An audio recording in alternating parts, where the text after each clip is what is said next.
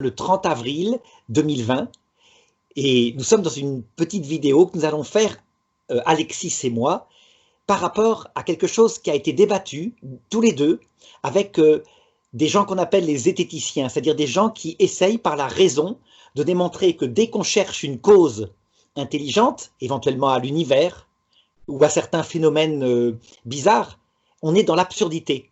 Ça veut dire que, en fait, les zététiciens essaient de montrer que tout peut s'expliquer par des mécanismes physiques. C'est bien ça, je ne me trompe pas. C'est ça. Alors là, évidemment, nous allons aborder à deux. Moi qui suis Arnaud Dumouche, alors là, je me présente avec ma casquette de philosophe, c'est-à-dire philosophe réaliste, hein, formé à ça. Je suis aussi par ailleurs théologien catholique, donc je le dis parce que c'est plus honnête. Mais là, on va se situer vraiment en philosophie, d'autant plus que j'ai aussi, avec la philosophie, des études de sciences, ce qui va nous être utile. Et toi, Alexis, tu peux te présenter? Alors moi, je m'occupe de la chaîne YouTube Le Dieu de la Philo, qui est une chaîne un peu plus petite que la tienne, dans laquelle je parle essentiellement de philosophie de la religion, pour faire très très bref. C'est une chaîne qui parle un peu moins de sujets que la tienne, puisque la tienne parle aussi de théologie en tant que telle. Moi, je me limite uniquement à la philosophie de la religion. Voilà. Et donc, la question qui nous est arrivée pour démarrer, c'est que nous avons fait tous les deux un débat avec Thomas Durand, enfin peut-être pas toi, mais lui, il a pris une de tes vidéos où tu parlais des voies d'accès à l'existence de Dieu par la raison. Et je voudrais juste donner une petite chose au départ, hein, pour ceux qui regarderont dans ma chaîne et qui sont catholiques. L'Église catholique a toujours affirmé que Dieu, c'est pas la foi qui doit l'atteindre, c'est d'abord la raison. Je parle de l'existence de Dieu, parce que le cœur de Dieu, ça c'est autre chose, hein, c'est la foi. Mais l'existence de Dieu, est-ce qu'elle appelle un préambule de la foi? Elle dit en gros, c'est parce qu'on n'est pas assez intelligent que du coup, eh bien, Dieu par miséricorde nous dit je crois en Dieu. Mais en réalité, on devrait, par notre intelligence, découvrir l'existence de Dieu. Et donc elle admet une voie possible d'accès à Dieu par la raison, chose qui est actuellement pour la plupart des prêtres catholiques, hein, malheureusement ils ne sont pas fidèles au magistère en cela, qui leur paraît impossible depuis qu'un philosophe comme Kant a nié la possibilité de cette voie en question. Voilà, je te laisse parler Alexis et commencer cette vidéo. Juste dans mon cas, il y a eu effectivement une première vidéo que j'avais faite, une émission que j'avais faite en tant qu'invité, on va dire expert entre guillemets, c'est-à-dire parlant d'un sujet général pour Top Chrétien, qui ont une chaîne YouTube, dans laquelle j'avais parlé de la question de l'existence de Dieu. À ce moment-là, Latron Chambier avait réagi dans une courte vidéo, et puis à partir de cette vidéo, on avait eu un débat avec Latron Chambier dans les locaux de Top Chrétien, où pour le coup je me présentais non plus en tant qu'expert, c'est-à-dire parlant d'un sujet général que sont les arguments en faveur de l'existence de Dieu aujourd'hui, mais plus moi les raisons pour lesquelles j'adhère effectivement à l'idée de l'existence de Dieu, et dans laquelle j'avais notamment défendu l'argument cosmologique par la contingence. C'est mon argument favori. Et toi, je sais que toi, tu es plutôt favorable aux arguments téléologiques. Donc, du coup, on a deux types d'arguments un peu différents, et du coup, nos approches se complètent, si je puis dire. Et comme on a tous les deux débattu avec Latron Chambier, et que j'ai pu voir effectivement ton émission, c'est assez intéressant de pouvoir comparer nos ressentis par rapport à ce débat. Et effectivement, comme tu l'as dit, j'ai listé 9 grandes questions, si je puis dire, ou 9 séries de questions qui ont été traitées dans ton débat en particulier avec Latron Chambier. Et donc, je commence par la première série. On avait dit qu'on garderait 10 minutes par grande série pour éviter d'allonger la vidéo. Et donc, la première grande série, c'est tout ce qui concerne des questions, on va dire, un peu épistémologiques, à savoir, est-ce que la charge de la preuve repose exclusivement sur le théisme? Parce que toi, tu partais déjà dans l'idée d'un débat, idée dont ne partait pas Latron Chambier. Pour eux, c'était uniquement un entretien épistémique. Pour toi, c'était apparemment important de pouvoir juger les arguments les uns contre les autres. Donc, est-ce que la charge de la preuve repose exclusivement sur le théisme? Est-ce qu'on peut évaluer aussi adéquatement une adhésion religieuse dans un entretien épistémique, comme celui que tu as pu faire avec Latron Chambier, ou Charles-Éric de Saint-Germain, par exemple, qui est aussi passé par cet exercice? Argumenter en faveur du théisme, est-ce que ça contredit la foi en Dieu, hein, l'idée que si on a la foi, alors on ne devrait pas chercher à argumenter, c'est ou bien on a la foi ou bien on argumente. Donc, tu en as déjà un peu parlé au début, mais c'est bien de revenir sur cette question-là. Et puis enfin, jusqu'où peut-on prétendre argumenter en faveur du théisme? Est-ce qu'il y a une limite? Par exemple, est-ce qu'on peut argumenter en faveur de l'existence de Dieu, puis après, c'est un saut dans la foi, il faudrait accepter, je ne sais pas moi, telle religion, tel livre inspiré, telle église, etc. Ou est-ce qu'on peut aller plus loin dans l'argumentation? Quelle est la limite de l'argumentation? Donc, on commence peut-être par la toute première. Hein.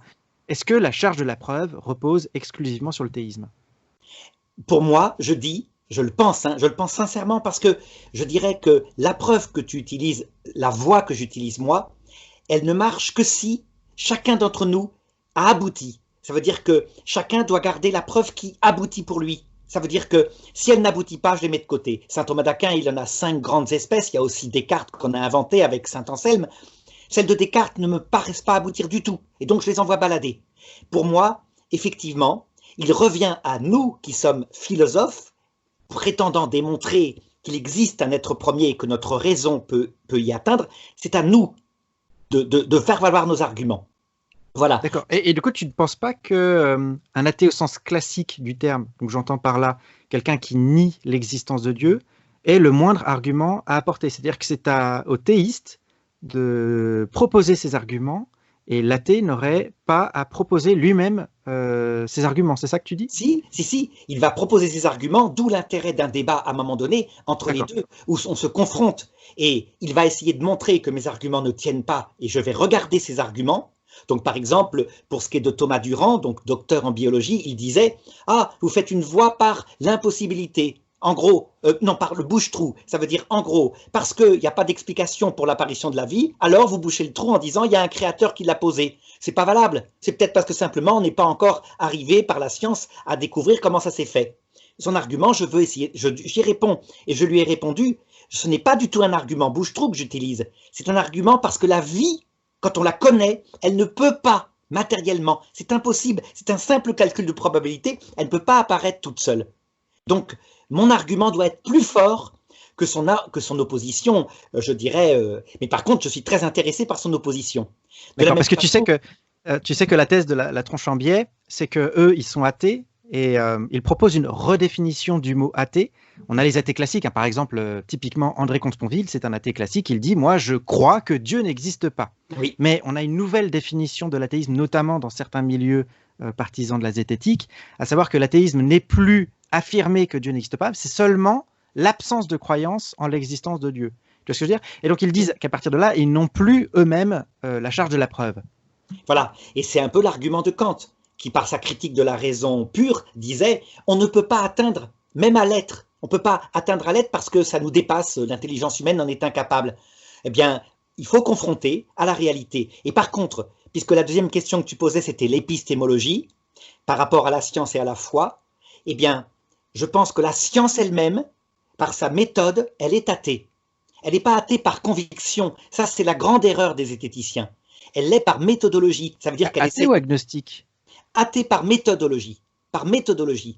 Par conviction, elle n'a pas à se prononcer. En science, la question de Dieu ne se pose pas puisque la science regarde la matière en tant qu'elle est accessible à la mesure mathématique, par des calculs, des expérimentations.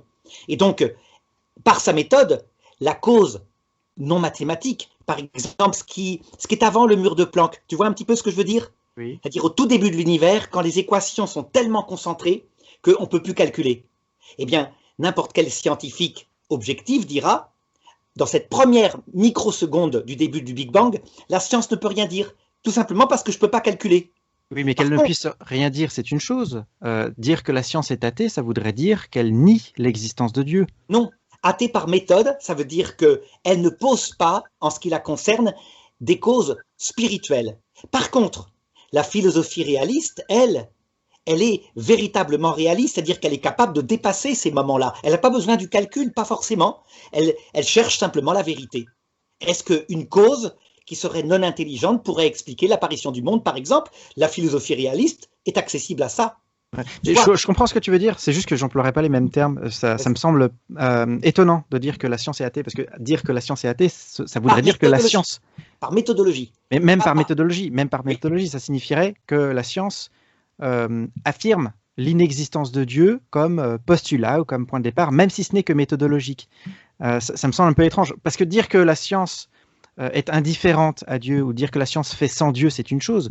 Mais dire qu'elle est athée, ça voudrait dire carrément que la science s'oppose, même par méthodologie, à Dieu. Je trouve ça un peu étrange. Non, non, elle s'oppose pas, elle n'en parle pas, ni pour, ni contre, ce n'est pas son objet. D'accord. Mais moi, dans ce cas, je dirais plutôt qu'elle est agnostique alors. C'est-à-dire, théiste affirme l'existence de Dieu, athée qui nie l'existence de Dieu, et agnostique qui ne se prononce pas ou qui ne sait pas. Je ne dirais pas ça. Imagine par exemple que moi je dise l'univers ne peut pas s'expliquer sans un être premier intelligent. Oui. Eh bien, épistémologiquement, je reconnaîtrai avec Thomas Durand que je ne suis pas en sciences positives, mais je suis en philosophie. Et le problème, c'est que lui, il me répondra « Non, tu es en théologie catholique ».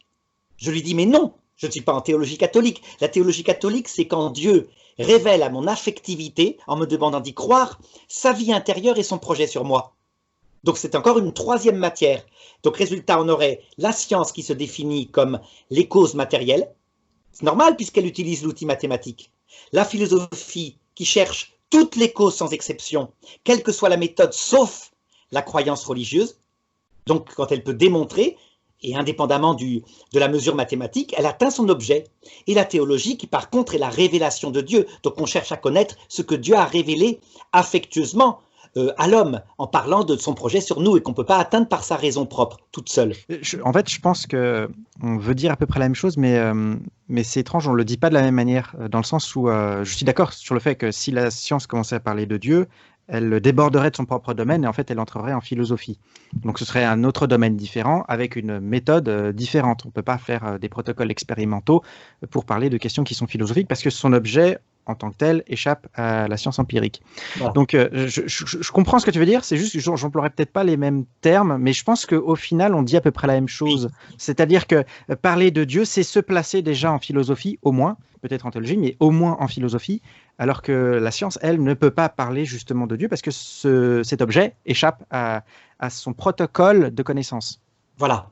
Et tu vois, quand ils sont extrêmement cruels avec les frères Bogdanov, ils disent, regardez ce monde à la première seconde, il est tellement organisé avec des constantes qui sont réglables à la 50e décimale, c'est-à-dire c'est aussi précis que si on tirait sur une pièce de 2 € avec un rayon laser qui est situé à l'autre bout de l'univers. Ils disent donc, il faut une intelligence qui ait organisé tout ça, c'est obligatoire. La seule erreur des frères Bogdanov, c'est qu'ils passent de la science, effectivement, les constantes se mettent en place à la première seconde, à la philosophie, c'est-à-dire une cause spirituelle. Mais c'est la seule erreur. C'est une petite erreur d'épistémologie qui fait que tout le monde s'est jeté sur eux avec cruauté. Et c'est une cruauté absolument indigne parce que je constate sans arrêt chez les scientifiques des erreurs d'épistémologie analogue. Quand par exemple ils t'affirment mordicus, le hasard ou le néant a créé l'univers. Ça s'appelle de la philosophie. C'est une philosophie qui pose une cause non mesurable par les mathématiques. Tu comprends? C'est analogue. Ils ne sont plus en science. Ils sont en philosophie, en l'occurrence athée. Pour le coup. Okay.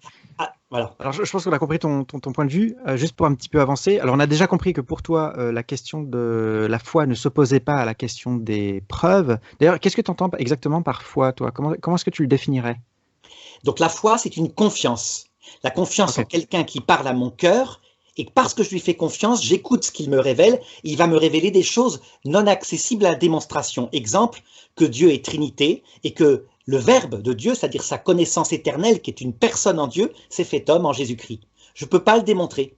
Je ne peux qu'y faire confiance. Par contre, à l'heure de la mort, si Jésus-Christ m'apparaît, ça deviendra pour moi de la philosophie, puisque ça sera accessible à l'expérience, devant mes yeux. Tu vois un petit peu? Et du coup, alors, où se situe la limite alors entre ce que la raison peut découvrir par elle-même et puis ce qu'il faut accepter par la confiance en un témoignage révélé? Alors là, je ne peux te répondre que par l'Église catholique et par la philo, à savoir que l'Église catholique dit l'existence de Dieu et certaines propriétés qu'il a à partir de sa création.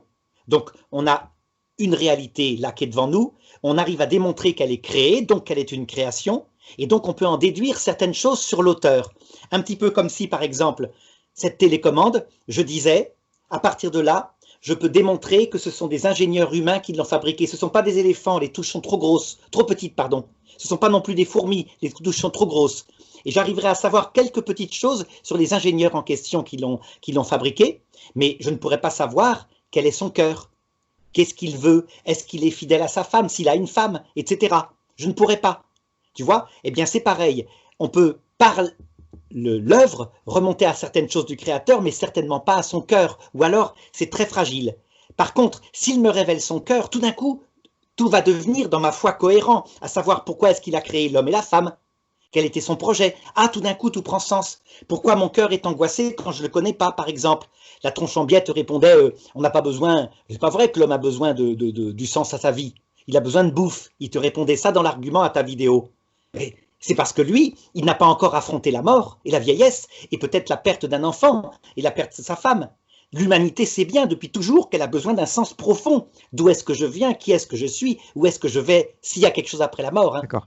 Donc du coup, tu n'as pas de critères formels, si je puis dire, de critères en droit sur ce qui va délimiter la raison et ensuite ce qui va délimiter ce qu'on doit accepter par la foi. C'est-à-dire que, je prends un exemple tout bête, la Trinité, est-ce que c'est une question de raison ou alors une question de foi?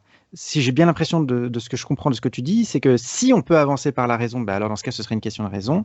Oui. Si c'est trop compliqué, alors dans ce cas, on ne peut pas y adhérer par la raison, on y adhère par la foi en un témoignage, par la confiance en le témoignage de la révélation, c'est ça? Tout à fait. Ça veut dire que la raison, elle fonctionne dans un rapport d'effet à cause et de cause à effet. Donc là, on est bien dans un rapport d'effet, le monde, à cause, peut-être son auteur. De même que pour cette télécommande, je suis dans un rapport d'effet à son ingénieur qui est sa cause. Là, c'est la raison. Donc c'est le principe de causalité, tout est fait à une cause, etc. Par contre, des choses cachées dans le cœur de Dieu, je ne vois pas le rapport trop. Par exemple, comme dit la Tronchambière, tout à fait raison, Thomas Durand, il dit la souffrance et les atrocités qu'on voit dans le monde et Auschwitz, où est ton Dieu d'amour? Oui, bon argument. Donc démontrer par la raison que Dieu est amour, manifestement, ça me dépasse.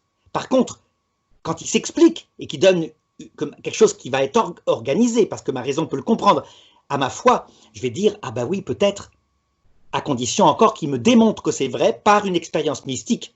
La foi, elle est toujours liée à une expérience de Dieu, sinon ça serait croire au Père Noël. D'accord, donc en fait, tu n'es pas opposé. En fait, j'imaginais que, étant thomiste, je pensais que tu adhérais à l'argument factuel de Thomas selon lequel les philosophes anciens n'ont pas connu le Dieu trinitaire, ils ont connu un Dieu monothéiste, mais ils n'ont pas développé la question d'un Dieu trinitaire. Et donc, de fait, on devrait s'arrêter là. Et quand je lis Thomas d'Aquin là-dessus, je suis un peu gêné parce que je sais que, par exemple, Richard de Saint-Victor a proposé des arguments en faveur de la Trinité et ça me paraît bizarre de stopper la raison à un endroit à cause d'une question de fait et non pas une question de droit. Tu vois, c'est là-dessus que j'étais un peu gêné et je pensais que tu prenais la position thomiste de l'arrêt de fait. Les philosophes anciens sont allés jusque-là, il faut s'arrêter là.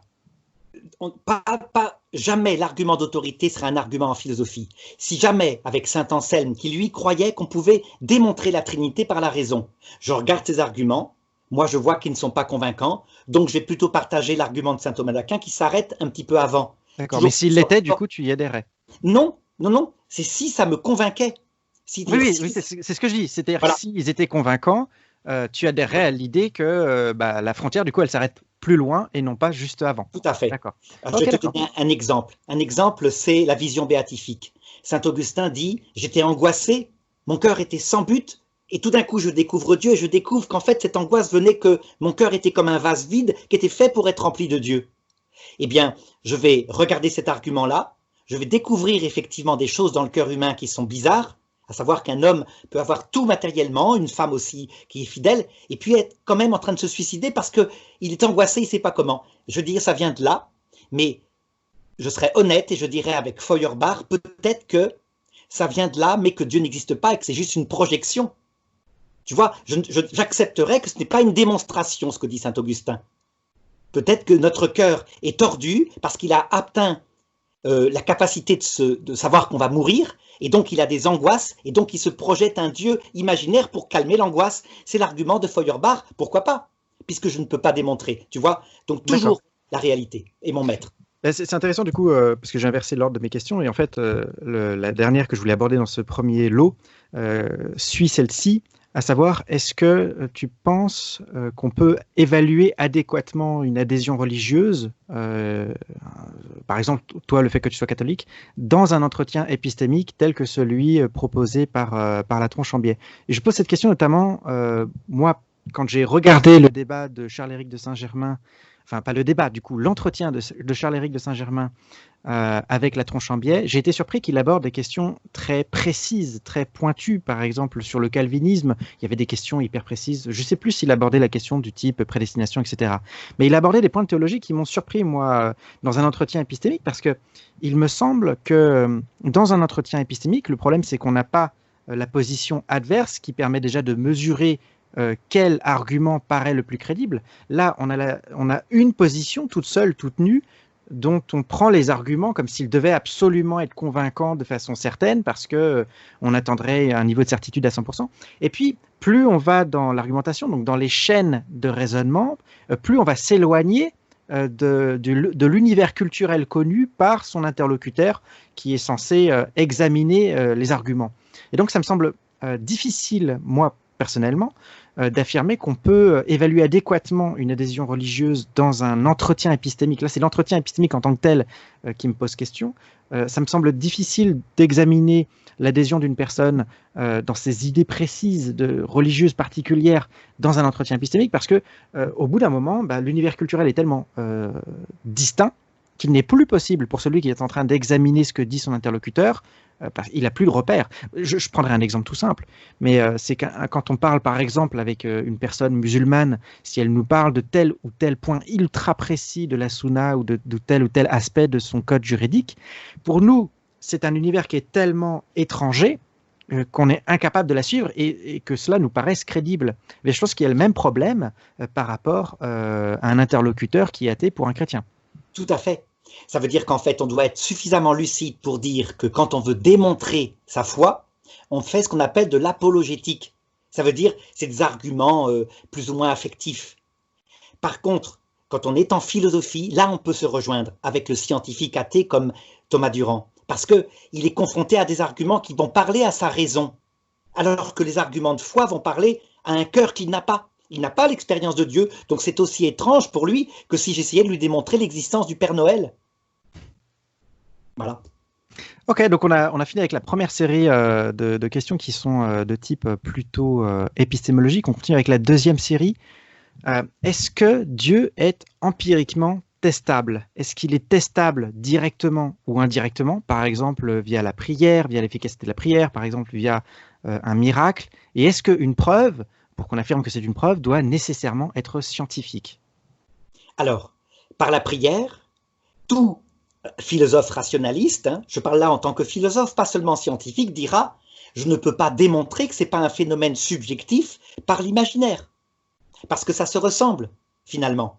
De même que l'effet d'une conversion affective où il y a juste la présence du Saint-Esprit dans le cœur, quelqu'un qui regarde ça de l'extérieur dira « la cause, ça peut être tout à fait ton imaginaire ». On a vu plein de gens se convertir à plein de trucs dans tous les sens avec des impressions de guili-guili. Je me rappelle par exemple... Après, il y a des effets qui sont plus objectivement mesurables. Je pense par exemple, un argument qui est souvent donné dans la communauté zététique, c'est l'expérience de la Templeton Foundation par rapport à la guérison d'une maladie du cœur. Je ne sais pas si cette étude te dit quelque chose. Donc, là, pour le coup, ce n'est pas un phénomène qui est subjectif. Là. Tout à fait. On dit que l'Esprit Saint, c'est ce que dit l'Épître aux Hébreux, puis Saint Paul aussi, vient de 4 manières possibles. Il vient par des signes. Le signe, ça veut dire, c'est par exemple, tu es mal dans ta peau, tu fais une vague prière à Dieu, si tu existes, démontre-le-moi, et pof, le lendemain, sur ta table de nuit, tu trouves une image de la Vierge. Tu ne l'as pas posée, personne n'est rentré dans ton appartement, c'est un signe. Les gens qui écouteront diront, ben, c'est peut-être quelqu'un qui, etc. Mais toi, tu le prends subjectivement, c'est pas démontrable et accessible à la science. Ou alors, c'est une forme qu'on croit voir, mais qui n'est pas forcément objective, comme paradolélie, je crois que c'est comme ça qu'on appelle ça. Une image objectivement qui est apparue sur la table de nuit, on ne sait pas d'où elle vient. Ça arrive, des trucs comme ça. Mais seule la personne qui le vit sera surpris, surtout s'il a prié sa grand-mère et que c'est une image de sa grand-mère. Parce que ça touche son affectivité, sa grand-mère décédée. Hein. D'accord, mais là, on est dans un cas particulier. Est-ce que scientifiquement, on peut mesurer l'efficacité de la prière? Le signe lui-même n'est pas accessible à la science. Deuxième méthode, les prodiges. Un prodige, c'est un phénomène surprenant, mais qui peut-être s'expliquer par des causes naturelles. Exemple, tu vas à Lourdes, tu as un cancer, tu reviens de Lourdes et 3 semaines plus tard, ton cancer a disparu. Ben, il arrive des fois où ça disparaît tout seul parce que tu as bon moral. Et là, les éthiciens diront, ben oui, on a quelques phénomènes comme ça qui sont produits. Ils ont raison. Et puis, troisièmement, il y a le miracle. Alors là, le miracle, c'est tout à fait différent. C'est un phénomène qui s'oppose à une loi fondamentale de la nature. Il n'y a pas de mystère, hein. La loi fondamentale de la nature, c'est par exemple l'entropie. Tout corps perd de l'énergie. Par exemple, Marthe Robin qui reste 40 ans sans manger, sans boire, c'est impossible. Il y a un trucage ou un miracle. Mais on pourrait parler de Jeanne Frétel, la 5e miraculée de Lourdes, qui est envoyée à Lourdes inconsciente avec l'intestin qui avait été opéré, cancer en stade terminal, pesant 20 kilos. Et instantanément, quand on lui pose l'hostie sur la langue, elle se réveille, tout s'était remis en place. On a les radios avant et après. Soit c'est un trucage, et dans ce cas-là, aux zététiciens d'aller à Lourdes et de le démontrer. Soit c'est un miracle, parce qu'on ne voit pas les choses se repousser instantanément. Un foie peut repousser en quelques semaines, mais un intestin ne repousse jamais. Oui, mais dans ce cas, comment est-ce qu'on peut être sûr que c'est bien une violation d'une loi de la nature? Comment est-ce qu'on peut être sûr que ce n'est pas un phénomène qui nous était caché jusqu'à maintenant et qui est tellement exceptionnel que de toute manière on a peu de documentation sur celui-ci, mais que malgré tout il était quand même possible? Alors là, c'est à la science qui pose elle-même ces choses, avec ce qu'on appelle les lois fondamentales de la nature. Il y a des lois secondaires et des lois fondamentales. Une des lois fondamentales, c'est l'absence absolue du mouvement perpétuel. Tout corps, notre corps, ton corps à moi, perd de l'énergie en ce moment parce qu'on fournit un travail. C'est une question d'équation, hein. Et donc, tu as besoin de le remplir de nourriture, d'énergie. Sinon, il existerait, on aurait inventé un mouvement perpétuel. Ce qu'on a essayé depuis toujours, ça ne marche jamais. C'est un phénomène qu'on appelle l'entropie, la loi de la dégradation. Par exemple, un feu de bois, tu l'allumes, au bout de maximum 1 heure, si tu ne l'alimentes pas, il finit par s'éteindre. Un feu de bois qui existerait depuis toujours, c'est impossible. Voilà une loi fondamentale. Est-ce que tu ne trouves pas ça étrange, l'idée que Dieu, s'il a créé les lois de la nature selon sa sagesse, par ailleurs, dans les miracles, les violerait? D'ailleurs, est-ce que ça peut encore être, c'est un peu l'argument de Hume, je crois, si ma mémoire est bonne, ou de Spinoza, je ne sais plus, est-ce que c'est encore une loi de la nature si elle est violée? Parce qu'une loi se définit justement par son universalité. Et donc, si elle est violée, c'est que c'est plus une loi, ce sont seulement des généralités. Justement, comme il y a, enfin c'est ce que je dis a priori, puisqu'on n'a pas encore fait la démonstration, un être tout-puissant qui a été capable, à partir de rien, cet être étant éternel, puisque sinon le néant l'aurait créé, ce qui est absurde de la même façon, qu'il est capable de créer de l'être en dehors de lui, comme ça, alors il fait partie de la nature, et il est capable de dépasser les propres lois qu'il a mis à ce que nous voyons de la nature. Donc, je dirais, ces miracles-là sont des petits clins d'œil, mais accessibles à la science pour le coup. Comme quoi, effectivement, il existerait. Seulement, tu remarqueras que quand des miracles comme ça existent, les éthiciens vont répondre, comme c'est impossible, ils l'admettent. Hein. D'ailleurs, des médecins le font aussi quand ils voient certaines guérisons, ils disent c'est inexplicable par la science actuelle, et d'autres vont plus loin en disant c'est inexplicable en soi. Un mouvement instantané n'existe pas. Eh bien, ils disent oui, mais donc il y a forcément un trucage. Par exemple, on a échangé les radios. Ils vont chercher, et c'est normal, il n'y a pas de prédication. Le travail des zététiciens, ça serait ça, qu'ils aillent à Lourdes, qu'ils vérifient les 80 miracles à peu près reconnus, qui sont très stricts de la part de l'Église, parce qu'elle met son autorité en jeu, et qu'ils démontrent qu'il y en a un qui est truqué. Surtout les grands, style organes qui repoussent, etc. Je crois qu'il en parlait dans son émission, comment il s'appelle, Hygiène mentale. Je ne sais pas si tu avais vu son émission possible, oui, sur l'inexistence de Dieu. C'est typiquement le sujet des zététiciens. Je crois que lui, il parlait, il faudrait voir son émission, et là, je ne l'ai pas sous la main et il faudrait la revoir. Mais je crois que c'est surtout des arguments statistiques, en fait, qui les intéressent, eux. C'est-à-dire que, est-ce qu'il y a plus de phénomènes à Lourdes, par exemple, que la moyenne dans d'autres contextes? Et s'il n'y a pas de différence statistique forte, dans ce cas, on ne peut pas en conclure grand-chose. Je crois que c'est souvent ça leur argument. Et justement, c'est là qu'on voit que la zététique est devenue, un peu comme ce qu'on voit actuellement avec le coronavirus, une science un peu folle. Ça veut dire que face à des phénomènes uniques, mais impossibles, style, par exemple, un mort qui aurait 3 minutes d'arrêt cardiaque, qu'on réanime, c'est un prodige de la science. On peut le faire. Un mort pourri, depuis 6 semaines et décomposé qui redeviendrait vivant, c'est impossible. Et s'il calcule statistiquement un tel phénomène comme ça, c'est aberrant. Il y en a un sur, bon, si ça existe, des miracles, hein, il y en a un qui va arriver comme ça, par quelque chose, par une cause qui dépasse les lois de la nature, puisque un cadavre pourri ne ressuscite pas. Ils le savent très bien.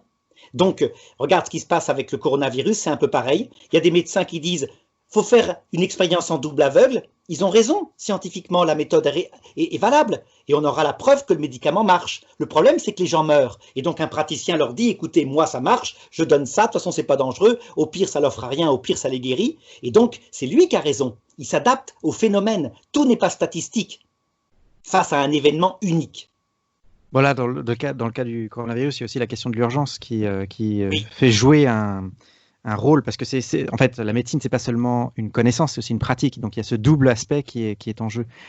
Malgré tout, si Dieu viole de temps en temps les lois de la nature qu'il a posées, pourquoi est-ce qu'il ne le fait pas plus souvent alors? Parce que si on se disait, ce sont des prodiges essentiellement, je prends par exemple le cas de l'ouverture de la mer Rouge. Je sais que le texte biblique lui-même propose une explication naturelle. Il dit que c'est un vent très violent qui a soufflé sur la mer et du coup la mer s'est ouverte en deux. Donc malgré le fait que l'événement soit comment dire, faiblement récurrent, malgré le fait que l'événement choque nos habitudes, ça reste quand même un événement naturel. Et on peut comprendre dans ce cas pourquoi il y en aurait relativement peu. Par contre, si Dieu effectivement viole les lois de la nature, s'il il passe par-dessus de temps en temps, pourquoi est-ce qu'il ne le fait pas plus souvent alors? Là, pour le coup, voilà, c'est typiquement une question que la philosophie ne peut pas résoudre. Et là, Thomas Durand aura raison de dire ah oui, et puis les souffrances, et puis le fait que si Dieu est amour, pourquoi il n'a pas arrêté Auschwitz tout de suite, etc. Seule la réponse théologique, ça veut dire dans la confiance, dans ce qu'il explique, peut y répondre. Eh bien, la réponse théologique, donc tu vois, je passe maintenant à une troisième casquette théologien catholique, elle consiste à dire parce que Dieu nous a mis ici dans une première étape de purgatoire, parce que son but, c'est que nous le voyons face à face, et personne ne peut voir Dieu sans une espèce de mort à soi-même, parce que Dieu a un tel absolu que si on n'est pas comme mort à travers ses différents orgueils, ayant touché sa misère, c'est impossible de le voir, on ne supporte pas la vision béatifique. Donc il y a une purification qui se fait, étape par étape, la première étant la vie terrestre. À un moment donné, évidemment, la liberté d'entrer dans cette espèce de relation d'amour nous sera donnée à tout le monde, et on pourra la refuser. Parce que c'est un acte libre, ce qui veut dire que la théologie chrétienne explique aussi qu'il y a dans l'autre monde la possibilité d'un monde où on est centré sur soi, dans le mépris de Dieu et du prochain. La théologie l'appelle l'enfer, et elle peut déduire par la raison qu'en fait, l'enfer c'est simplement une vie éternelle, sans personne, sans Dieu à voir face à face, sans prochain, puisqu'on est égoïste. Oui, d'accord, mais je vois pas en quoi ça s'oppose, dans le sens où, par exemple, justement, Dieu pourrait utiliser des miracles pour participer à ce travail de purification de l'âme, si tu veux. Il pourrait justement utiliser des miracles. Pourquoi est-ce qu'il n'en utilise pas plus souvent? Enfin, je ne comprends pas quel est le lien entre on est ici, d'après toi, pour expier nos péchés, on va dire ça comme ça rapidement, non, très rapidement. Non, pas vraiment expier, parce qu'on n'a pas encore péché quand on est bébé, hein. Tu vois, faut être oui, mais je parle de se façonner le cœur. Je pensais plus aux adultes, mais oui. Pourquoi est-ce que du coup, il n'utilise pas des miracles justement pour travailler à cet avancement d'expiation des péchés ou de je ne sais plus ce que tu disais. Parce que la première étape serait, justement, hein, toujours pareil, je me place dans la foi, serait une étape d'expérience du silence, loin de Dieu, d'expérience de notre propre fragilité, sans qu'il intervienne trop, si ce n'est par petits moments, discrètement. Donc une première étape où il se cache volontairement. Oui, d'accord, mais il peut le faire via un miracle, des tout petits miracles. Il en fait. Donc, il y en a un certain nombre, 80 à Lourdes, peut-être le Saint-Sphère de Turin, et peut-être pour maintenant, où l'athéisme semble triompher, les fameuses expériences proches de la mort, qui sont ce genre de trucs-là qui permettent à certains qui sont trop angoissés par l'athéisme, qui nous rongent, d'avoir quand même un réaccès à l'idée que cette vie a un sens. Alors, les zététiciens disent, mais non, les NDE, expériences proches de la mort, sont juste un effet du cerveau en train de mourir. Oui, mais qu'ils expérimentent, qui parlent de la première phase, la fameuse décorporation, où les gens sont en arrêt cardiaque et où ils voient, ils entendent ce qui se passe dans la pièce, ils voient de leurs yeux, ils peuvent passer de pièce en pièce. Pourquoi ils n'abordent jamais ça? Parce que c'est la seule qui résisterait, là pour le coup par mode de témoignage, hein, pas par mode de statistique, ce sont des témoignages qui résisteraient à l'enquête zététicienne. D'accord. En fait, je t'avoue que j'ai malgré tout quand même beaucoup de mal à. Enfin, je comprends bien le prodige, même si moi personnellement je fais pas la distinction entre prodige et miracle, justement parce que j'ai beaucoup de mal avec l'idée de miracle comme violation des lois de nature, parce que enfin, je me dis que si Dieu est sage, c'est qu'il a dû choisir ses lois et qu'il savait ce qu'il faisait dans son omniscience en créant l'univers. Et j'ai un peu l'impression, je vais te donner une analogie et tu vas m'expliquer pourquoi toi tu n'y adhères pas, du coup, parce que je pense que tu n'y adhèreras pas. J'ai l'impression que c'est un peu un scénariste qui aurait fait un scénario, justement, et un bon scénario, en général, c'est un scénario qui évite le Deus ex machina, c'est-à-dire qui évite d'introduire quelque chose qui n'était pas prévu à la base pour résoudre le scénario. Un bon scénario, en général, il y a tous les éléments qui sont déjà au départ, le scénariste, il a déjà tout réfléchi, de telle sorte qu'à partir de tous les éléments qui sont au départ, on arrive à la conclusion du livre sans avoir besoin de faire intervenir quelque chose de nouveau. Est-ce que c'est pas une forme de Deus ex machina? Est-ce que d'une certaine manière, Dieu n'est pas un mauvais scénariste, si tu me permets l'expression? Est-ce que Dieu n'est pas un mauvais scénariste s'il fait des miracles? Le miracle, c'est parce qu'il a affaire à des personnes que manifestement, dit la Révélation, il aime, au point de s'être fait homme et d'être mort pour eux sur la croix. Et ces personnes-là, ils constatent qu'il y a 3 chemins qui peuvent les conduire à découvrir leur faiblesse. Un chemin qui est l'athéisme, mais qui est extrêmement dur. Quand un athée perd un enfant, il peut se désespérer parce qu'il n'y a rien. Donc ce chemin, qui est extrêmement dur, ne plaît pas à Dieu. Il propose donc un chemin aux hommes de bonne volonté, avec quelques réponses, mais lointaines, comme par exemple l'islam, où on ne sait pas ce que Dieu veut, mais on lui fait confiance. Et puis un chemin qui n'est pas encore démontré, le but n'étant pas pour le moment de démontrer. Un chemin où on sait pourquoi on est sur terre, avec l'explication, la vision béatifique, le cœur qui doit être tout humble, etc. Et à un moment donné, dans une deuxième étape, le Deus ex machina se produit forcément.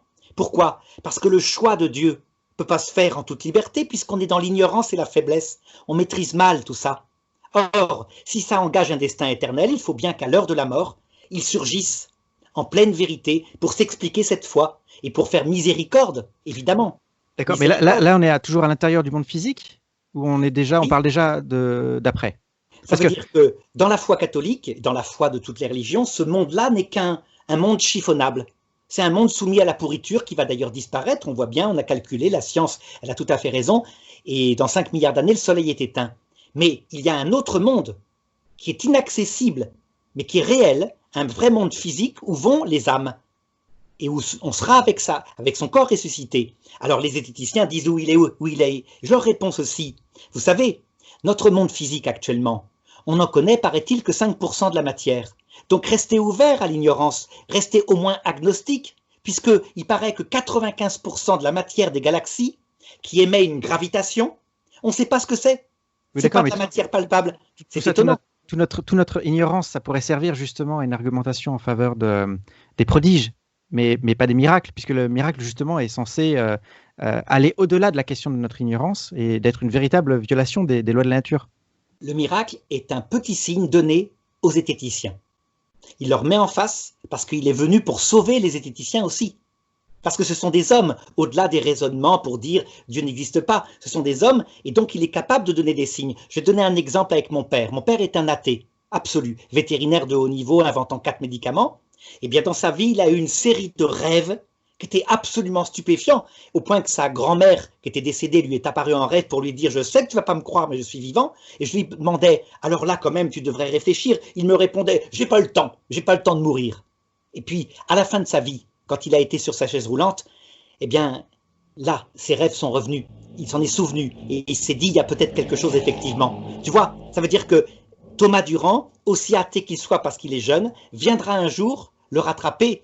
La question du sens de la vie dont il n'a pas besoin pour le moment. D'accord, mais un zététicien pourrait se dire, mais il faut quand même que je fasse un travail, d'ailleurs même un philosophe pourrait se dire, il faut quand même que je fasse un travail pour essayer de séparer ce qui est de l'ordre de ma vie personnelle, de ce qui est de l'ordre de mes émotions, de mes sentiments. À la limite, ça peut m'amener à des arguments en faveur d'une espérance, en faveur, je sais pas moi, pragmatique, des arguments pragmatiques de ce type-là, des arguments plus subjectifs, mais dans les arguments objectifs, il faut absolument que je fasse la part des choses, et plutôt que de préférer la question de mon expérience personnelle, il vaut mieux que je préfère des études statistiques, par exemple. Et typiquement, justement, si Dieu faisait des miracles, je ne comprendrais pas pourquoi dans des expériences telles que celles proposées par la Templeton Foundation par rapport aux prières, on n'est pas justement un phénomène statistique qui soit frappant, de telle sorte que quand on prie, effectivement, il y a une réponse à la prière, et là, ce serait un signe qui serait pas seulement individuel, parce qu'il y a le risque aussi c'est un coup de chance, etc. Là, si c'est statistique, ça permet de limiter justement, comment dire, le fait que ce soit subjectif ou que ce soit un coup de chance, etc. Ça élimine un peu l'aléatoire.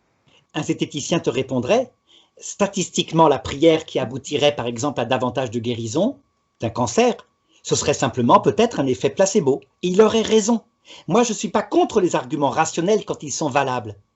La chose qui résiste et qui permet peut-être de donner un peu d'espérance aux athées absolus, c'est justement quelques petits miracles, pas beaucoup, quelques-uns, inexplicables, et en général, ils vont glisser dessus. Parce que, voilà. Mais tu vois, il parle à tout homme. Mais ça, c'est encore une façon chrétienne de parler, le fait qu'il veuille sauver, y compris l'athée le plus rationaliste, le plus même quelquefois absurde, parce qu'il y a des mensonges parmi les arguments des athées.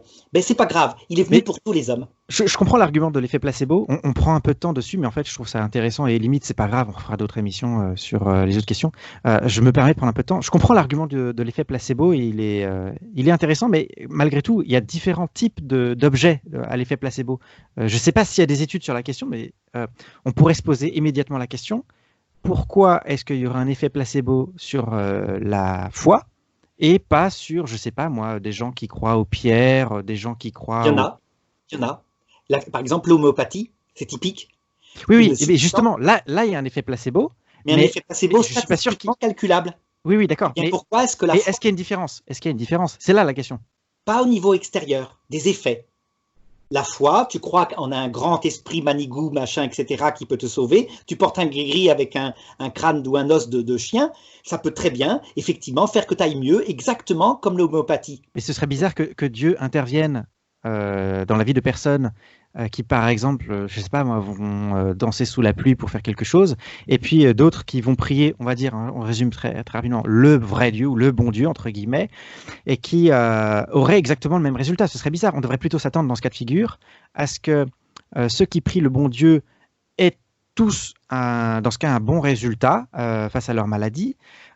Et alors viendrait l'idée, mais c'est peut-être un effet placebo, mais justement, on pourrait tester la question, est-ce que c'est vraiment un effet placebo, en comparant le cas avec quelqu'un d'autre qui aurait aussi cet effet placebo, et pour qui ça ne marcherait pas. Eh bien non, tu vois ce que je veux dire ? Dieu n'agit pas comme ça, vraiment. Et c'est ça qui est intéressant, c'est que c'est pas nouveau comme argumentation. Moïse déjà est confronté à ça. Tu te rappelles quand il lance son bâton par terre, qu'il se transforme en serpent. Les sorciers font la même chose. Alors, je ne sais pas comment ils ont fait leur truc, mais toujours est-il que même si le bâton d'Aaron dévore les bâtons des grands sorciers, ça montre que ce qu'on appelle les prodiges ressemblent à des phénomènes qui pourraient avoir une cause naturelle. Effectivement, guérir à Lourdes d'un cancer en 3 semaines, ça peut se produire arbitrairement à l'hôpital parce que tu as un bon moral. C'est vrai, les prodiges ne sont pas des preuves. Seuls les miracles, et ils ne sont pas nombreux. Et les critères des miracles, comme je t'ai dit, l'Église les met objectivement, un phénomène opposé aux lois de la nature, sans qu'il y ait de traitement. Il ne faut pas qu'il y ait de traitement, donc seulement des soins palliatifs, etc. C'est des conditions même quelquefois trop rigides de la part de l'Église, mais c'est normal, elle se méfie. Elle ne veut pas se faire prendre une seule fois. Voilà. Ce serait intéressant du coup qu'il y ait des chaînes de zététique qui examinent ces cas. Mais après, le problème, c'est le cas particulier. Il vaudrait mieux avoir une étude statistique. Et ça, je ne sais pas comment... Non. C'est impossible. C'est impossible. Des phénomènes individuels, la science doit aussi les atteindre. Mais dans ce cas, ce qu'ils vont répondre, c'est qu'il existe aussi des cas de ce type-là qui sont très, très étranges et qui semblent violer la nature. Je ne sais pas, je m'avance peut-être un peu vite là. Dans des contextes qui sont laïques, qui n'ont aucun rapport avec la religion. Eh bien, qu'il les garde, il les regarde. Par exemple, tu te rappelles la fameuse expérience du fameux psychiatre qui un jour prend une femme qui était hystérique, qui était sur une chaise roulante depuis 30 ans, et qui l'amène devant ses étudiants en 1880, et qui lui dit « Je te l'ordonne, lève-toi et marche !» Et la femme, effrayée par le ton qu'il employait, s'est levée et a fait quelques pas. Il a dit « Voyez, Jésus c'était pareil !» Eh bien, la différence, c'est que le prodige, c'est que sa colonne vertébrale à elle n'était pas cassée, elle avait juste un problème de blocage dans sa tête pour se faire bien voir en plus. Alors que dans le cas d'un vrai miracle, il faut que la moelle épinière soit tranchée. Tu vois la différence? Il y a un fait objectif accessible à la science. Bon, d'accord. Alors dans ce cas, est-ce qu'on peut dire, en fait, c'est très bien parce que ça aborde aussi la question de qu'est-ce qu'un athée attendrait comme preuve. Est-ce que finalement, tu ne penses pas qu'un argument qui devrait convaincre dans ce cas un athée, dans ton point de vue, à savoir que les miracles sont possibles, qu'il suffirait de trouver une objection contre ton argument, ce serait de trouver un cas où une femme justement aurait eu la moelle épinière cassée, etc., impossibilité de guérison et guérison. Oui, eh bien, ça peut se produire peut-être, hein, c'est pas le problème. D'abord, par miracle parfois, par exemple chez les bouddhistes, je vois pas pourquoi Dieu ne ferait pas des miracles pour les bouddhistes, puisqu'il fait tomber la pluie sur les méchants comme sur les bons, sur les athées comme les païens, etc. Et deuxièmement, si elle repousse lentement, en quelques mois ou en quelques années, lentement comme ça, sans qu'il y ait une cause, comment dirais-je, instantanée, ça peut être un prodige. Jamais vu, mais un prodige, on peut l'admettre. Le miracle, il faut des conditions, comme par exemple un mouvement instantané, ou alors une bilocation, être dans deux lieux à la fois. C'est impossible, la science le sait. Ou alors, je te l'ai dit, un cadavre puant qui dégouline et qui ressuscite. C'est impossible, voilà. Et ça, n'importe quel savant le sait, n'importe quel biologiste ou physicien. D'accord. Et du coup, j'en viens à justement quand j'ai fait mon débat avec la tronche en biais, j'ai pas tilté sur le moment, mais à la fin, la question a été posée quelle preuve vous convaincrait que vous avez tort? Et à cette question, Thomas Durand a répondu moi, si je voyais dans le ciel toutes les étoiles qui s'alignaient de telle sorte que ce soit écrit Dieu existe, alors je prendrais ça comme une preuve. Alors moi, de mon point de vue, ce que j'aurais dit en réponse à l'argument de Thomas, c'est que j'aurais plutôt tendance à penser que c'est très étrange que Dieu agisse comme ça, et je verrais ça plutôt, je m'imaginerais plutôt être dans une simulation ou d'être dans le Truman Show avec le régisseur qui s'amuse à jouer avec les planètes plutôt que vraiment une action divine, parce que j'y verrais pas là la sagesse divine de l'ordre général. Mais toi, si tu crois que ça c'est possible, est-ce que pour toi c'est vraiment quelque chose que Dieu pourrait faire? C'est-à-dire que quand Thomas Durand dit moi ce que j'aimerais c'est que les planètes s'alignent et que ça s'affiche Dieu existe, pour toi c'est crédible? Dieu pourrait le faire, mais il y a mieux. Quand Jeanne Frétel, je te dis, son intestin repousse, c'est un miracle beaucoup plus fort que ça. Puisque c'est un miracle qui touche la réalité la plus complexe qui existe dans l'univers, bien plus que ces grosses planètes, etc., qui sont simplement soumises à la gravitation. Là, c'est un mécanisme extrêmement complexe qui est détruit, et définitivement détruit. Donc on a la chose, mais tu remarqueras, comme disait Jésus, quand bien même un mort ressusciterait, il ne serait pas convaincu. On ira toujours chercher une possibilité, que ce soit un trucage, etc., etc. Alors, je vais te dire encore une chose qui est encore de l'ordre de la théologie. Tu vois, il y a eu des miracles de ce genre, ou en tout cas des phénomènes de ce genre périodiquement. Par exemple, je me rappelle du soleil de Fatima qui a dansé, vu par à peu près 40 000 personnes qui étaient à Fatima en 1917. Tu remarqueras que ça n'a pas eu lieu depuis, et que les photos à l'époque sont en noir et blanc, on voit les gens stupéfaits, mais il n'y a pas de couleur. Tu vois, ça veut dire que les miracles, Dieu ne les met pas définitivement pour le moment convaincants. Parce que cette vie terrestre, dit la foi, est une première étape où Dieu nous laisse à notre propre jugement pour faire miséricorde. Ça veut dire que c'est très amusant, ce plan en question, si c'est vrai, à l'heure de la mort, Thomas Durand va arriver et puis là, il sera stupéfait de se voir bien vivant. Voilà, là, il l'aura. Mais il l'aura au moment voulu. Alors, il réduit l'intelligence des intelligences à rien, mais pas pour les maudire, pour leur montrer la petitesse et les emmener à la vie éternelle. C'est évident, dans la foi catholique en tout cas. D'accord. Ça fait 45 minutes quasiment qu'on enregistre. Je me demande si on... non, on va encore continuer sur une question, peut-être même deux, et puis je pense que ce serait bien de couper l'émission en plusieurs. Donc, troisième série de questions. Tiens, d'ailleurs, j'en profite, en fait, ça va allonger, mais c'est pas grave. Justement, cette question avait été posée à Thomas Durand et à moi-même. Quelle preuve te convaincrait de l'athéisme pour moi-même? Alors moi, j'avais dit une contradiction logique. Toi, qu'est-ce que tu répondrais à cette question? Une contradiction logique? Qu'est-ce que tu entends par là? Est-ce que tu as un exemple? Par exemple, si effectivement l'omnipotence était ou l'omniscience était contradictoire avec la liberté, par exemple, ou que sais-je, ou si l'omnipotence contenait des autocontradictions, ça voudrait dire que Dieu ne peut pas exister, parce que quelque chose qui est contradictoire, ça ne peut pas exister. Là, moi, ça me convaincrait de l'athéisme. Et toi, qu'est-ce que tu aurais besoin comme preuve ou comme argument qui t'amènerait à penser que du coup Dieu n'existe pas? Il a raison. si la foi catholique avait en elle une contradiction interne. Oui, c'est ce que je disais. Oui. Moi j'aurais besoin d'une contradiction et je ne vois pas d'argument empirique. Je vois surtout un argument logique. Je vais t'en donner un qui pourrait être une contradiction contre la foi chrétienne, mais justement, c'est là que c'est stupéfiant parce que, voilà, l'idée de saint Augustin que Dieu, si on ne reçoit pas quand on est bébé la petite goutte d'eau avec la parole, le baptême, et qu'on meurt, les bébés sont mis dans l'enfer éternel, séparés de Dieu, pas pour souffrir, hein. Ils n'ont rien fait de mal, mais à cause du choix d'Adam et Ève. Il y a quelque chose qui est contradictoire avec ce que montre Jésus à la croix en mourant pour des sales types qui lui crachent dessus. Tu vois? Eh bien, ce genre de truc-là n'a jamais été défini par l'Église. C'était une théorie de saint Augustin, et l'Église s'y est opposée à un moment donné en disant non, ça ne tient pas du tout. Le salut sera proposé à tout homme.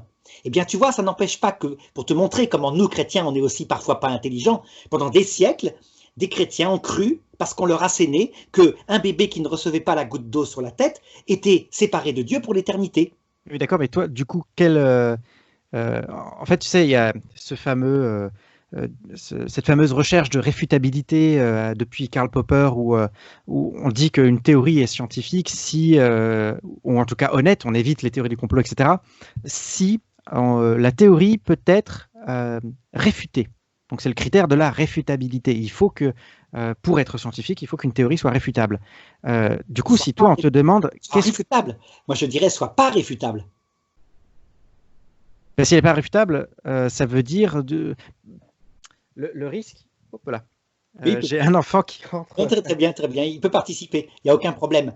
Tu vois, si jamais une théorie, quelle qu'elle soit, possède en elle une contradiction interne, elle est réfutable.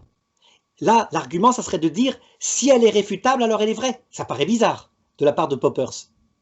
Bah, son argument, c'est que si un argument, si une théorie est irréfutable, ça veut dire qu'on ne peut pas la tester, on ne peut pas vérifier si c'est vrai ou pas, si ça correspond à la réalité ou pas. Alors que si elle est réfutable, ça veut dire qu'elle dit à telle condition, si on arrive à prouver que ça c'est faux. Bah, typiquement, par exemple, si j'émets la théorie que tous les corbeaux sont noirs, oui. La condition de réfutabilité de mon énoncé, c'est qu'on trouve un seul corbeau blanc. Et voilà, c'est fait. Ah oui, d'accord.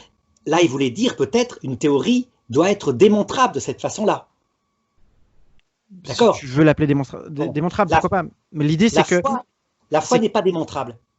C'est ça le problème. Donc la foi pourrait par contre être détruite si il trouvait un argument contradictoire à son intérieur. Par exemple, l'argument le plus fort de Thomas Durand, c'est de dire « Ouais, ton Dieu amour, et puis il y a Auschwitz ». C'est l'argument le plus fort. Comment peut-il être amour et permettre que des enfants soient jetés vivants dans des feux? C'est ce qu'ont fait les nazis. Et pendant 6 ans. Pour toi, il n'y a que des arguments, on va dire, logiques, on va appeler ça comme ça, des contradictions. Il n'y aurait pas d'argument empirique qui pourrait te convaincre que tu as fait le mauvais choix, quoi. Ben, des arguments logiques, empiriques, pour le moment non, puisque je ne suis pas dans l'expérimentation philosophique et scientifique de ma foi. Je suis dans autre chose. Ça veut dire qu'il s'ouvre un univers intérieur, mais qui est particulier parce que l'Église me demande de me servir ensuite de la raison pour voir si cet univers intérieur est cohérent. Et effectivement, j'ai trouvé des incohérences chez certains des grands théologiens, mais il s'avère qu'ils ne font pas partie de la foi. Donc tant mieux. Et ça permet justement d'améliorer la compréhension de la foi en disant on s'est trompé. De même, l'apport scientifique est intéressant. Tu te rappelles ce dogme qui dit la mort est entrée dans le monde par le péché d'un seul Adam et Ève. Or, la science te démontre que les animaux mouraient bien avant, des millions d'années avant, si ce n'est pas des milliards d'années avant. Ça veut donc dire que quand saint Thomas dit la mort animale est entrée dans le monde par là, il se trompe, c'est la mort humaine et des hommes spirituels, puisque avant, il y avait des hominidés animaux sans esprit et qui mouraient. Donc ça doit vouloir dire que cet argument-là consiste en quelque chose qui concerne la foi. L'homme et la femme n'auraient pas dû mourir, mais monter directement dans l'autre monde sans passer par la mort. Et tu vois, ma foi ne devient plus contradictoire avec la science. Je suis thomiste, ça veut dire que tout ce qui est vrai en science, je le garde, tout ce qui est vrai dans la foi, je le garde, mais je me sers de la science pour mieux comprendre ma foi, et réciproquement. D'accord. Du coup, ce que je te propose, alors là, en fait, on a déjà beaucoup parlé du troisième type d'objection que j'avais vu, de questions qui étaient soulevées par ton débat, notamment la causalité divine est-elle concurrente de l'explication scientifique? Est-ce que Dieu intervient dans la nature ou est-ce qu'il ne fait que de l'agencer pour produire les effets souhaités. Donc ça, en fait, on a déjà beaucoup parlé à travers la question du miracle, donc du coup, je ne reviens pas dessus. Par contre, il y a la troisième grande type de question. Je n'avais pas réalisé à quel point c'était important chez la tranche Chambier, parce que j'ai vu qu'il avait déjà émis cette objection dans sa vidéo contre ma première intervention, et il l'a refait également vis-à-vis de toi. C'est cette fameuse question, est-ce que la cause doit contenir au moins autant de réalité que son effet? Oui. En invoquant la fameuse théorie du chaos, je pense que tu t'en souviens, hein, son idée c'était que une toute petite cause peut provoquer un maximum d'effets. Et donc par conséquent, son idée est la suivante, ça ne sert à rien d'émettre l'hypothèse d'un être parfait ou d'un être omnipotent, omniscient, etc., très intelligent, une énorme cause pour expliquer un effet comme l'univers, parce qu'en fait, une toute petite cause peut parfois suffire à provoquer un énorme effet. Et donc par conséquent, qu'est-ce que toi tu réponds à cet argument? Eh bien, il a raison dans la mesure où cet effet est dans la ligne de la cause. Par exemple, un papillon qui bat de l'aile, tu sais, en Amérique du Sud, provoque un petit courant d'air qui fait que finalement ça aboutit à la chute d'une tuile ici, en France. D'accord? Oui. C'est dans l'ordre des choses. Par contre, si ce papillon qui bat des ailes arrive à produire la fabrication de la navette spatiale, tu vois le rapport? Il n'y a pas de rapport. J'ai l'exemple que je prenais toujours avec lui. Je prends du sable sec, je le lance en l'air, par exemple 3 tonnes de sable sec, il va former un tas qui est parfaitement mathématiquement organisé, avec une pente précise qui est celle des pyramides d'Égypte. Tu vois? C'est tout le temps comme ça, le sable sec, parce que sinon, ben, ça tombe plus bas. Et les Égyptiens ont fini par le comprendre d'abord parce qu'ils ont pris cet angle-là. Par contre, si l'effet est une cathédrale gothique avec des arcs, et le tout étant, tu vois, symétrique, etc., ce n'est pas possible. C'est un effet qui n'est pas contenu dans la cause. Donc, une cause doit produire des effets qui lui sont adaptés. Sinon, ça s'appelle de la magie. On entre dans la magie. Et là, pour le coup, il était un peu coincé. Il se contentait de rire en disant « Oui, c'est l'argument, comment dirais-je, d'impossibilité, le bouche-trou parce qu'on n'a pas trouvé le mécanisme. » Je lui répondais « Non. C'est exactement comme si on prenait 100 millions de singes qui tapent à la machine n'importe quoi, donc ils n'ont pas d'intelligence, mais ils tapent sans arrêt, sinon ils ne sont pas nourris pendant 100 milliards d'années, jusqu'à ce qu'on obtienne les œuvres complètes de Victor Hugo. Eh bien ça serait un miracle moins grand que le premier microbe qui est apparu sur Terre, qu'un ADN plus complexe. Et tu vois, qu'est-ce qu'il disait? Oui, argument bouche-trou parce qu'on n'a pas trouvé le mécanisme. On va y venir après, en fait, à l'argument bouche-trou. Voilà. Je pensais que c'était... En fait, moi, il me semble que... J'ai l'impression que Thomas Durand n'entend pas la même chose par cause que ce qu'on entend, notamment en philosophie, et en particulier quand on est aristotélicien, par cause, d'une manière générale, par cause. C'est-à-dire qu'il a une compréhension très contemporaine de la cause comme étant la cause efficiente. Oui, si, là, je parlais de la cause efficiente, tout à fait. La cause efficiente. Je pense que c'est justement ça le problème. C'est-à-dire que si on conçoit uniquement la cause efficiente, il n'est pas nécessaire qu'il y ait autant de réalité dans la cause que dans les faits. Par contre, si on comprend la cause comme ce qui explique les faits, eh bien alors forcément, on doit avoir autant de réalité dans la cause que dans les faits. Et la cause, ça dépasse largement la simple question de ce qui a, du petit élément qui a déclenché la suite.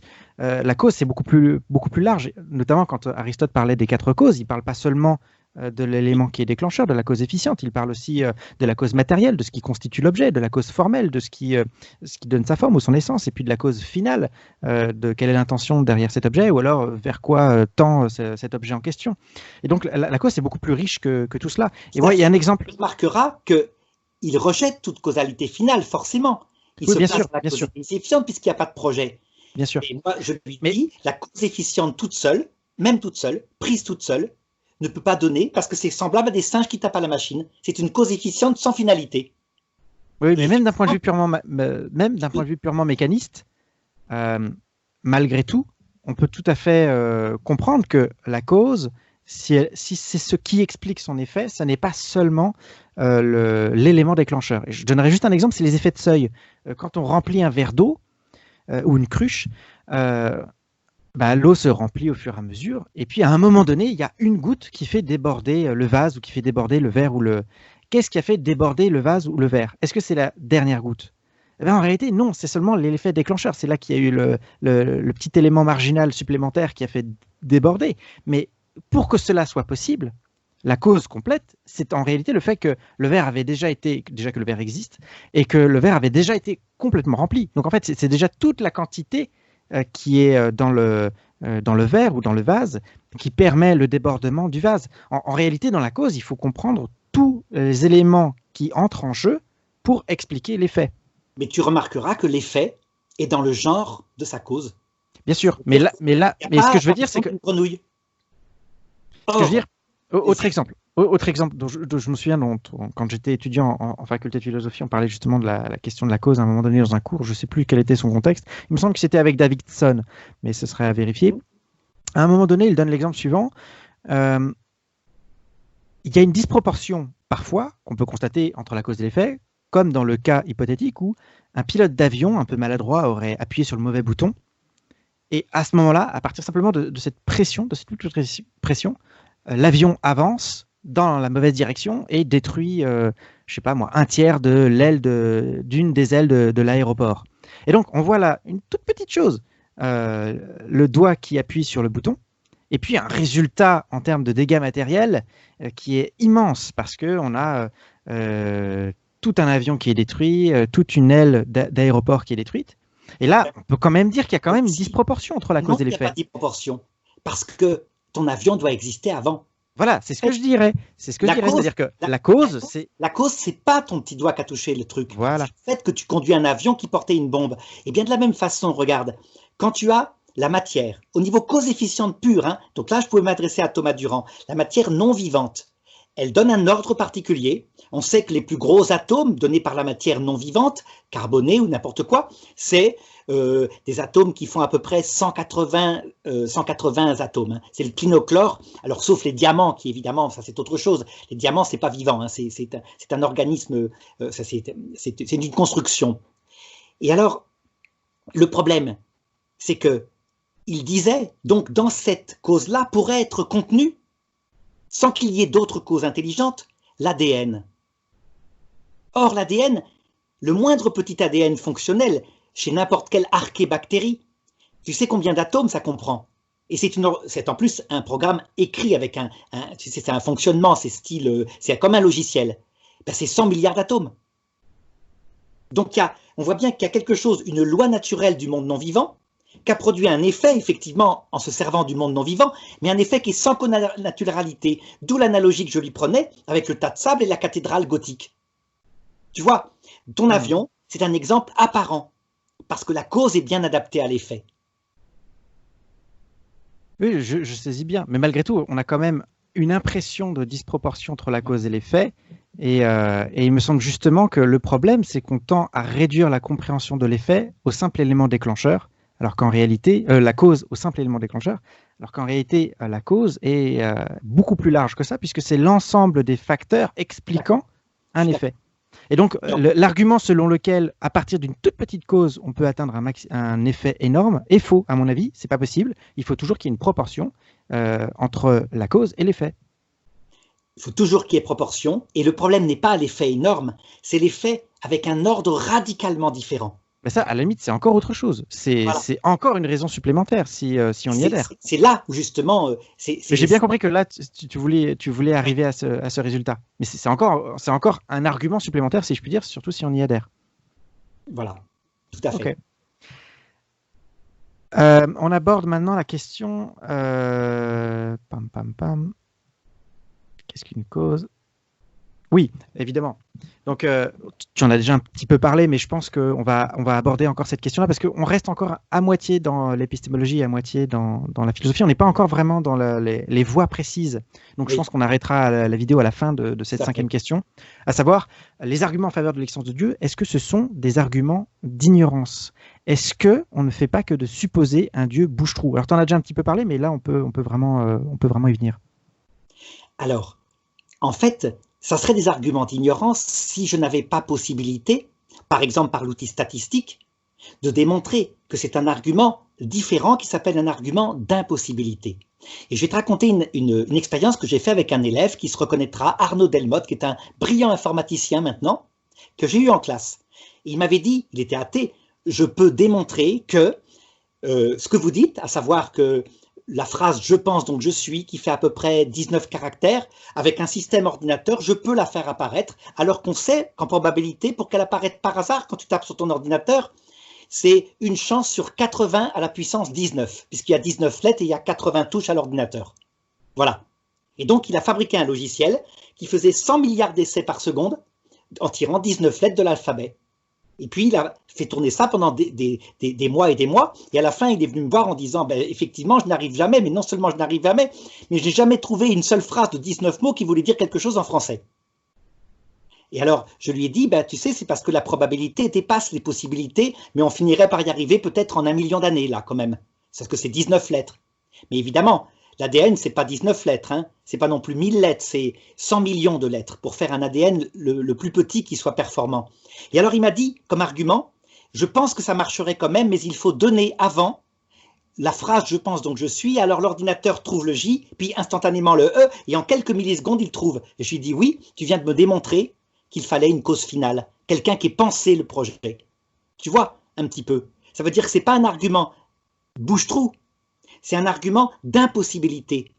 À partir d'un certain nombre de statistiques, ça n'arrive jamais dans l'univers. On sait que l'univers comprend par exemple 10 puissance. Je pense qu'on en parlera tout à l'heure. Après, oui. Je me demande si on ne pourrait pas répondre malgré tout que, par exemple, dans la théorie de l'évolution, il y a quand même un élément qui permet d'aller plus vite, si je puis dire. C'est déjà, tout ce qui ne marche pas est éliminé. Et tout ce qui est concurrentiellement, en fonction de l'environnement, défavorable, tend à être éliminé. Tout à fait. Sélection naturelle. Il y a un vrai moteur. Et alors, peut-être que si on voulait conserver l'analogie du programme, peut-être faudrait-il ajouter une fonction où l'ordinateur apprend peut-être ce qui ne marche pas, ou ce qui, et on irait peut-être plus vite. C'est ce qu'on appelle l'épigénétique. L'épigénétique on a été obligé de la rajouter il y a à peu près 10 ans, alors que, je me rappelle, il y a 20 ans, les scientifiques rigolaient en disant c'est la théorie de la marque, comme quoi un caractère acquis pendant la vie se transmettrait un peu aux successeurs, donc style un tennisman qui a un gros bras droit aurait un fils qui aurait un plus gros bras droit. Et puis maintenant, ils rajoutent ça en disant oui, effectivement, des caractères acquis durant la vie peuvent quand même stabiliser un petit peu, moins fortement qu'une mutation, mais quand même. Donc je suis d'accord, mais le problème là-dedans, c'est que ça marche pour, par exemple, passer d'une souris à un éléphant, à mesure qu'il n'y a rien de nouveau. C'est le même genre d'organisation, les mêmes nombres d'os, le même nombre de fonctions vitales. Le problème, c'est pas ça. Le problème, c'est quand il y a des sections d'ADN radicalement nouvelles qui font, par exemple, 1 million de bases pour coder, je sais pas, une sensation nouvelle qu'aurait un éléphant par rapport à une souris. En fait, un tout petit peu, c'est qu'on avance énormément à l'intérieur de l'argument que tu voulais défendre, les arguments de type théologique, et là j'en étais encore seulement à une question plus épistémologique, à savoir est-ce que ce sont des arguments d'ignorance. Je pense que c'est mieux qu'on le conserve pour une prochaine émission. Je réponds simplement argument d'impossibilité. Et je pourrais reprendre l'analogie avec les singes qui tapent à la machine. Il est impossible, c'est une question que les scientifiques peuvent atteindre par ces calculs de probabilité. Mais je pense que ce qui est important dans ce que tu avances, alors bon, après chacun a ses arguments, ce qui est important dans ce que tu avances, c'est que ce n'est pas un argument négatif du « on ne sait pas », ce que tu essayes d'avancer, c'est aussi des arguments positifs. Alors l'argument d'ignorance se définit justement par le fait de conclure à la véracité d'une thèse à partir de l'impossibilité de la réfuter ou l'absence de preuves contraires. C'est pas seulement ça en fait, ici dans les arguments en faveur de l'existence de Dieu, et c'est pour ça que j'insistais aussi au début sur la question de la preuve, du débat avec la confrontation des deux camps possibles, c'est-à-dire que c'est aussi l'idée qu'il y a plus d'arguments dans un sens que dans l'autre. Il y a des arguments à la fois négatifs en disant que la thèse adverse ne marche pas bien, mais il y a aussi des arguments positifs. Tu vois ce que je veux dire? Il y a aussi des arguments positifs visant à... moi, personnellement, l'argument que je préférais, ce serait plutôt l'argument de la contingence. Toi, l'argument que tu préfères, apparemment, c'est plutôt celui de la télélogique. Mais ce que je veux dire, c'est que dans les deux cas, dans tous les cas, il ne s'agit pas d'un simple argument d'ignorance, ni d'un dieu bouche-trou d'ailleurs, puisqu'il ne s'agit pas de dire on ne sait pas, donc on va émettre une hypothèse complètement folle et gratuite. L'hypothèse doit être calée pour expliquer précisément ce qu'on veut expliquer. Voilà. Donc c'est ni un argument d'ignorance, ni un argument du dieu bouche-trou. Mais là, on a dépassé l'heure. Et je pense que ce serait bien du coup d'achever cette série justement sur ce point-là. Puis je te laisse conclure si tu veux pour démarrer peut-être une deuxième série juste après. Bien, on a abordé, là c'était très intéressant parce qu'on a abordé dans cette vidéo, en passant, il faudra essayer d'organiser le plan pour le descriptif, on a abordé vraiment 3 approches différentes. une approche scientifique, une approche philosophique, et même, par les questions que tu as posées, le sens profond, donc une approche de théologie révélée. Et on voit bien que, finalement, ce qui caractérise la religion catholique, c'est cette capacité à garder tout ce qui est réaliste, sans exception. Elle ne rejette rien pour une raison, c'est qu'elle pense que aussi bien ce qui est accessible par la science que ce qui est accessible par la philosophie ou par la foi est créé par le même créateur. Et donc, il ne peut pas y avoir de contradiction. Voilà pourquoi, sans doute, c'est l'une des religions, je pense, la religion catholique avec l'orthodoxie, qui véritablement font marcher ensemble foi et raison. Alors que tu ne verras pas ça chez les évangéliques, qui rejettent toute la science, en général pour dire la foi permet d'expliquer tout. Tu vois un petit peu comment je verrai les choses? Oui, je vois bien, oui. Après, bon, c'est comme partout pareil, hein.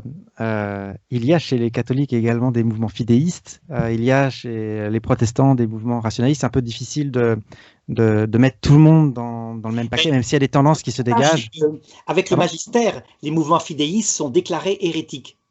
C'est-à-dire ceux qui disent que seule la foi peut atteindre Dieu et même expliquer le monde. Ils sont déclarés. C'est vrai que ça n'existe pas dans les autres courants. Oui. Voilà. L'idée qu'il y a un magistère ou une autorité qui définit ce qui fait partie ou non, même s'ils sont factuellement membres d'une église, ce qui fait partie ou non de l'église en question, alors que dans les autres mouvements, c'est vrai qu'il n'existe pas de magistère permettant d'affirmer qu'il y a certaines personnes qui ne font pas partie du mouvement, même si physiquement elles y sont. Alors ce magistère, en plus, a la caractéristique d'être déclaré par l'Église, protégé par Dieu quand il définit une doctrine universelle concernant le salut. Pas quand il parle de science, mais sauf les points suivants que je t'ai indiqués. L'Église affirme qu'on peut démontrer l'existence d'un créateur et qu'on peut démontrer l'immortalité de l'âme. C'est à peu près les deux préambules de la foi qui existent. Donc c'est intéressant. C'est les domaines où justement science et foi vont se rejoindre. Il va falloir les confronter. Ok. Et du coup, à très bientôt à tous. On va achever l'émission là. En tout cas, je suis très content d'avoir pu discuter avec toi. Il y a des points sur lesquels on a passé du temps, même beaucoup plus de temps que ce que j'imaginais. Mais en tout cas, je suis bien content d'avoir pu discuter avec toi et on se retrouve très bientôt.